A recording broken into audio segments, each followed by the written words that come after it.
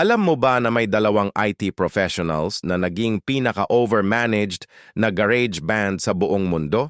Meet sina Jake at Miguel, mga programmer na gustong maging rockstar.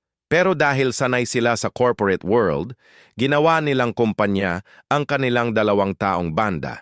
Gumawa sila ng Jira tickets para sa bawat lyrics. May Microsoft Teams channel para sa bawat instrument. May automated Slack workflow pa para sa practice schedule nila. Kapag pipili lang ng susunod na tutugtog, ginagawa nilang sprint planning meeting complete with user stories at acceptance criteria. Sinusukat nila ang progress nila gamit ang dashboards at KPIs.